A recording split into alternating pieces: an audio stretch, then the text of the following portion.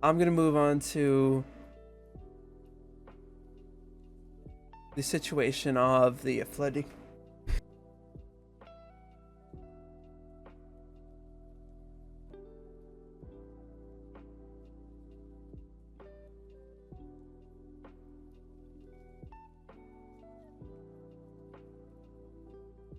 Okay, hold on, give me a moment.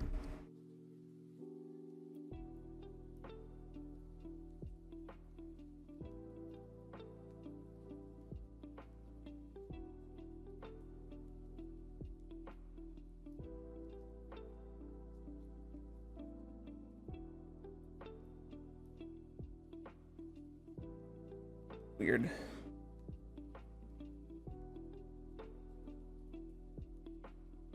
Oh, I got allergies for some reason. Okay, moving on to the flooding. Oh,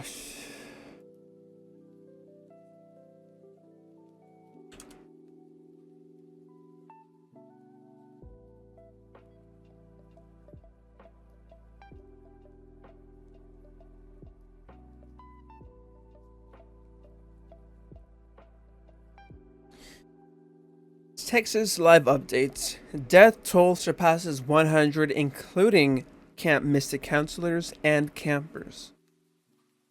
What we know.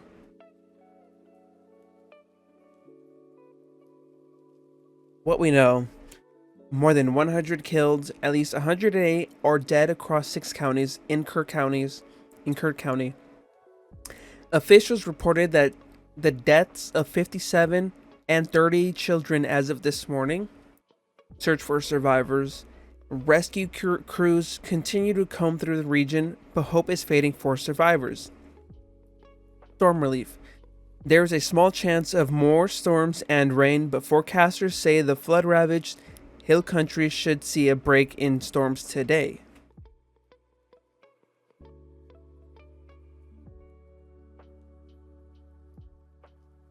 Camp Mystic grieves.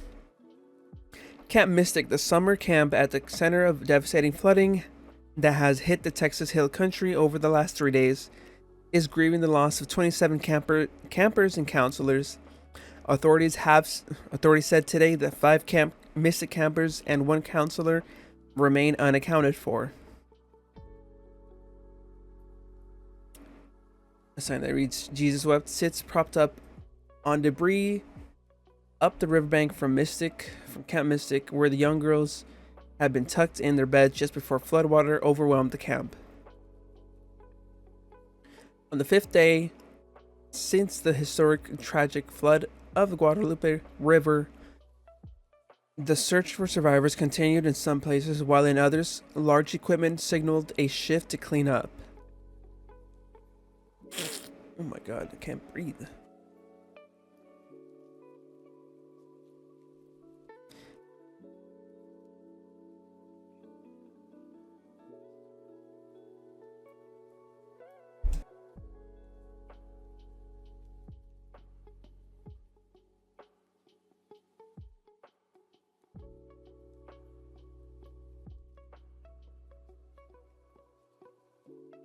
Emergency response personnel from Acuña, Mexico, and members affiliated with the Mexican nonprofit Fundación 911 traveled to Kerr County to assist the search and rescue operations, according to the Mexican embassy.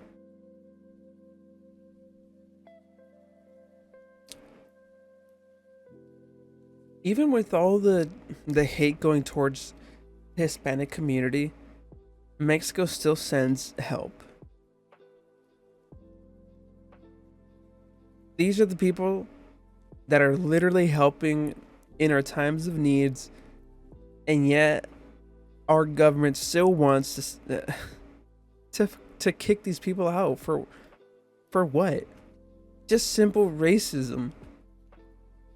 There's no legitimate reason that could justify these ICE raids other than racism. And yet, here in Texas, not here, but in Texas, they're still sending help.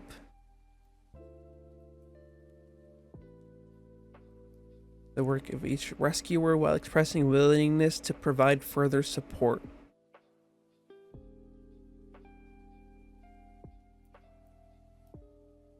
A lot of these deaths could have been prevented.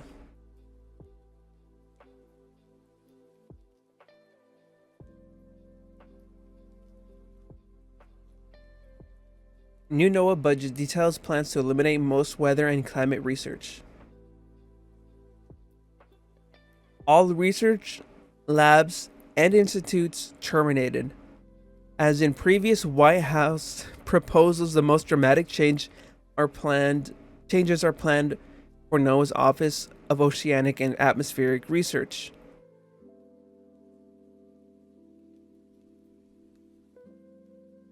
Even more budget reductions in 2026. I was watching a stream yesterday, and they were covering the Texas flood as well. But I was watching I think it was Ted Cruz. Ted Cruz has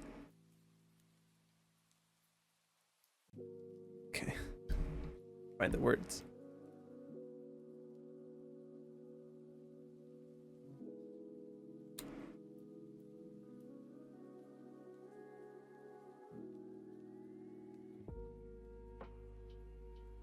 So Ted Cruz was saying that we should not politicize this tragedy. But here we are, seeing the results of political intrusion. Onto public. It's a public public tools. These are the things that are supposed to keep us safe from natural disasters. We're supposed to triumph as a society, triumph over Mother Nature.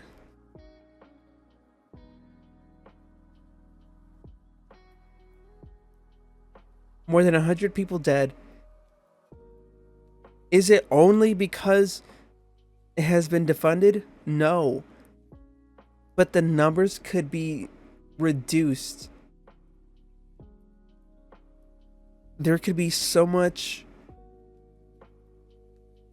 loss of life reduction if these systems were well funded. But yet, we still continue to defund them. Because of the big beautiful bill, the big booty bill, whatever the fuck you want to call it.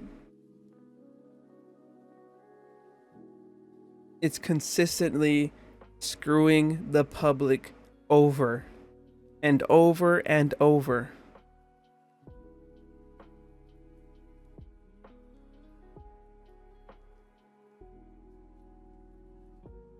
National Severe Storms Laboratory in Oklahoma would be shut down. Isn't Oklahoma in Tornado Alley?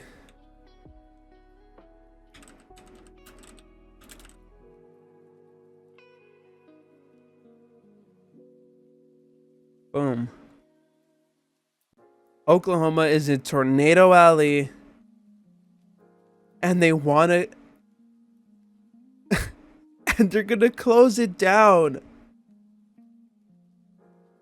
We're gonna see like another F4 tornado. People are not gonna know about it, and it's going to be just flattened.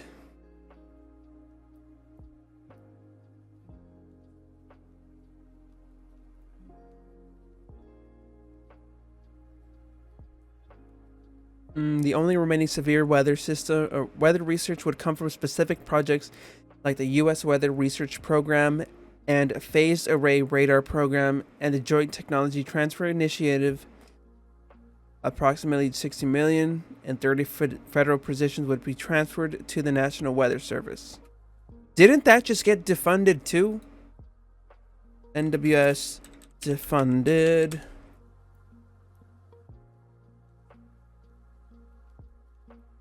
$600 employees were cut.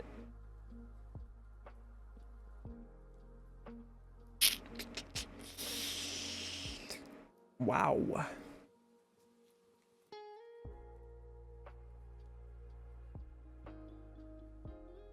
When was this? February. Even in February, Trump's cuts to NOA and the National Weather Service. Let's see. Okay. Let's see. So Miles, these firings are all part of federal government efforts. It says to cut bloat. Is there bloat to cut? Is there bloat to cut at the National Weather Service? Who the fuck is Miles O'Brien? I need to know who this is. Sure, the National Weather Service has 122 forecast offices, 13 regional centers, 9 national centers. They're all looking at the weather. There's a lot of duplication, all of that. But this is something that cries out more for the scalpel than a sledgehammer in this case. And particularly in this case, the probationary workers, in some cases, these are workers who have a lot of experience and are transitioning to a new job in probationary mode. But also importantly, young people, which are the lifeblood of these organizations, are obviously the probationary workers. And as you look toward a weather forecasting system that requires fewer people using artificial intelligence and other technology, it's precisely these young people that you want to have working for you, Amna. So yes, they cut it. They're saying it was supposed to be delicate, but they took the sledgehammer. In his words, sledgehammer.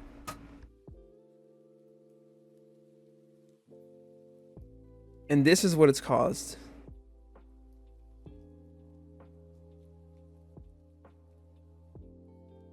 Everybody is suffering. And then if you start saying that, oh, they voted for it, it doesn't matter who voted for it. At the end of the day, everybody's suffering. Yes, it's important to call out the reasonings behind the loss of life, but at the same time, this is an important moment to reduce that division. It is time for that moment for people to come together. Here, this is where the community steps up. This is where your neighbors start collaborating with each other. Are we going to see a progressive swing in Texas? I don't know. But the distrust in the government will increase tenfold.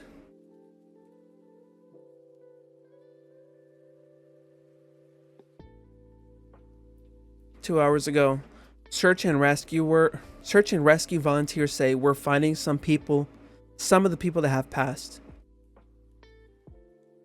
I'm having a lot of burps. Excuse me.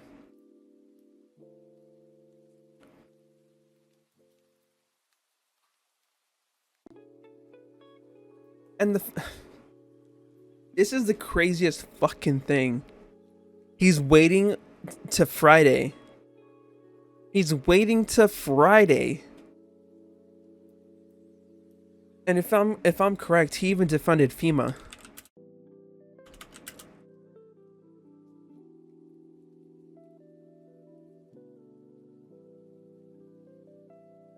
Let's see.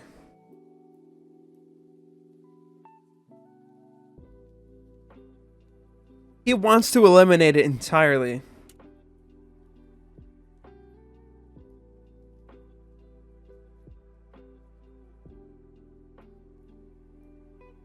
If anyone sees this, save public radio.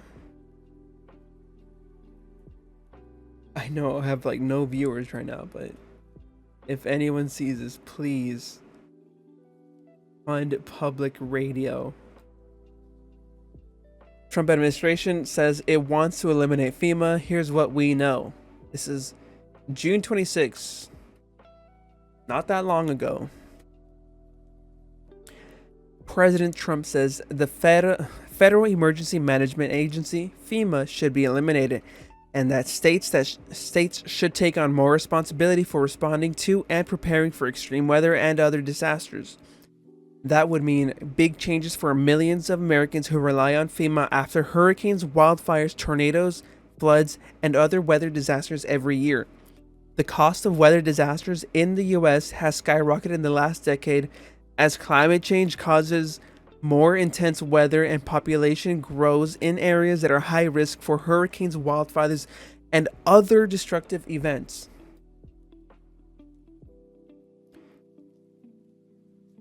Some states can't even afford public health. Many states cannot afford to feed their own people. And he wants to say that every state should be more responsibility or should be more responsible. It won't happen. I think Oklahoma is one of the poorest states. Let's see, Oklahoma. Let's see, I don't know, budget. I don't know.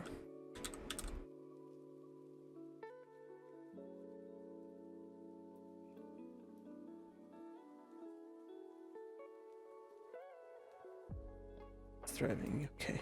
Okay, buddy.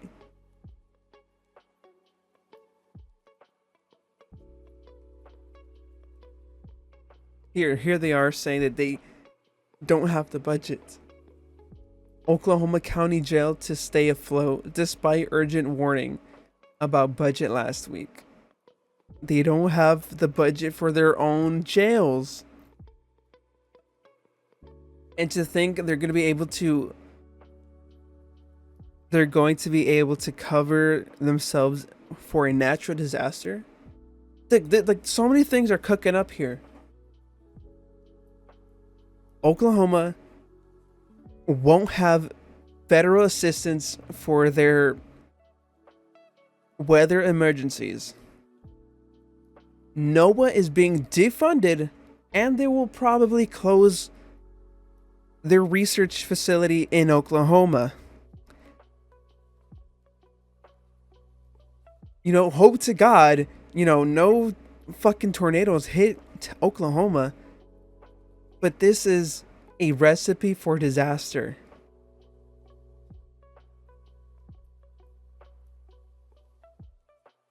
Is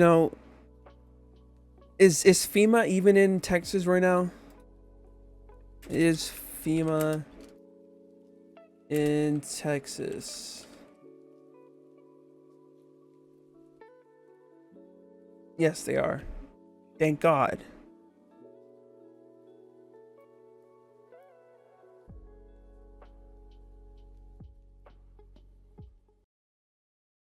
About FEMA, and that is the former administrator, Deanne Criswell, who joins us now. And thank you for being with us. And I know that, of course, you served during the Biden years, and there were times we had a chance to ask about various incidents that were happening during that time from the briefing room. We are still in the early days of this disaster, and I know it is a time when people are still wanting to get the recovery efforts and any possibility for rescuing folks to continue. But for those who are on the ground right now, what type of assistance is most needed? Kelly, I think the first thing to remember is what you just said, is that the focus on the ground still needs to be search and rescue, right? They need to continue those efforts so they can account for everybody that could have potentially been impacted by this storm. And Texas is a very capable state.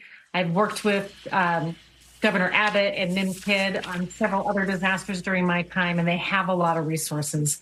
But when you have something as catastrophic as this that has such a big impact, that is where the federal government can come in and assist. And so some of the most important things that FEMA is going to be able to provide is, one, they can bring in additional search and rescue capability, either through the urban search and rescue teams, or they can bring in and coordinate the rest of the federal family.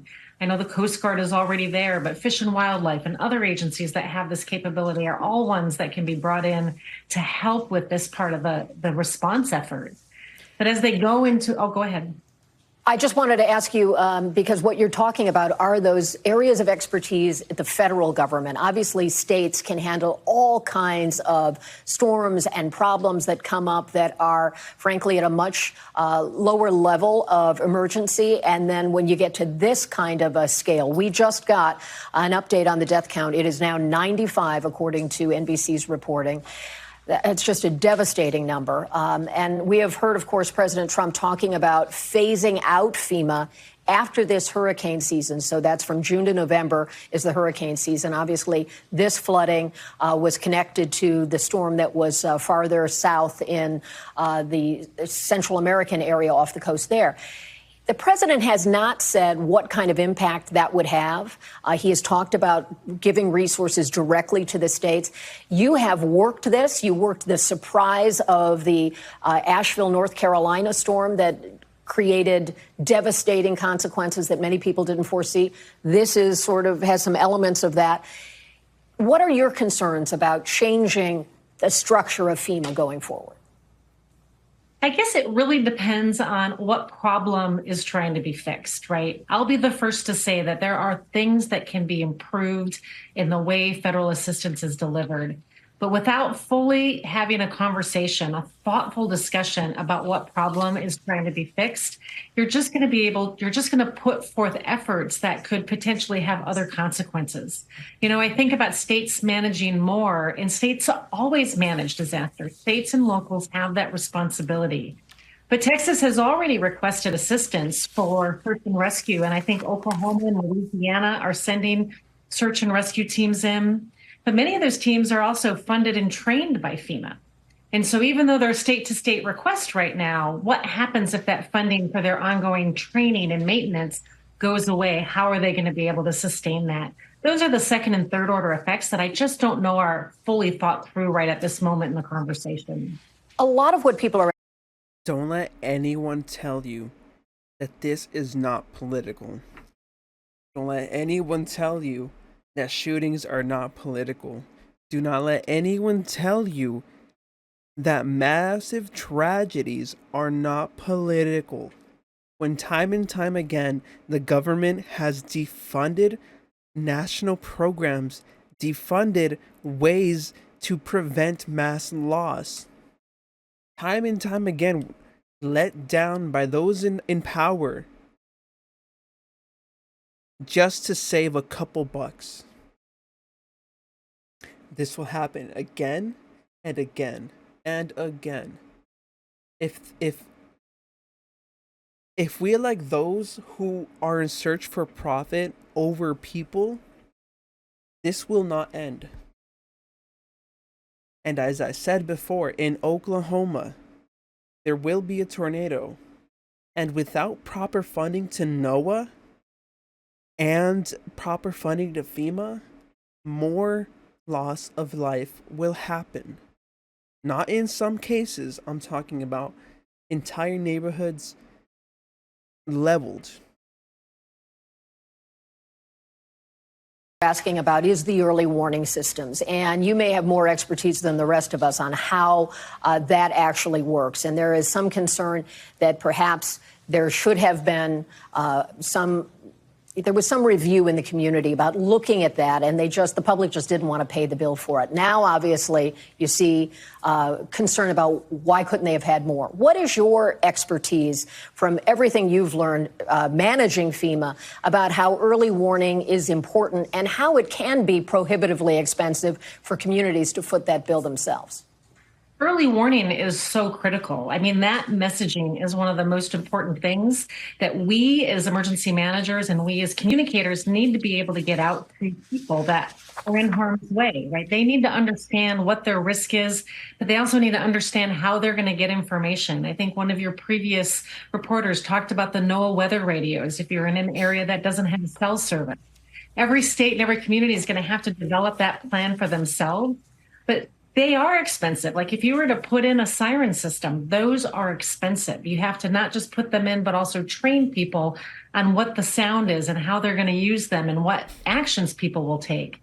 But that's where some of the mitigation money that FEMA had available could be used for that, right? Communities have invested and applied for mitigation grants to put in early warning systems for a community because they can be cost prohibitive, especially in small communities.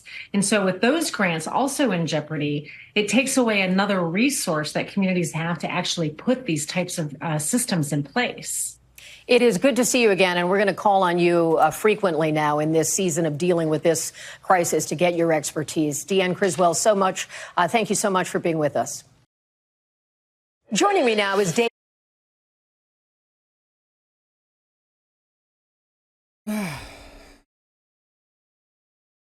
The are going to get people killed. People will die because of the reduction of the budget going to these important federal systems. Former administrator. So she's not just some random person. Former FEMA Administrator Deanne Criswell joins this conversation that we just heard.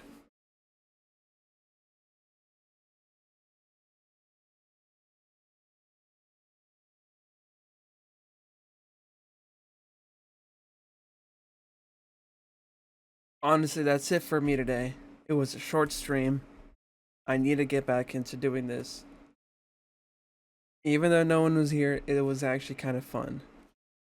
I didn't bring any personal news because I felt like I just needed to pull the trigger on this stream. It's been like weeks on weeks where I haven't posted anything. I haven't streamed. I haven't done a single post of content.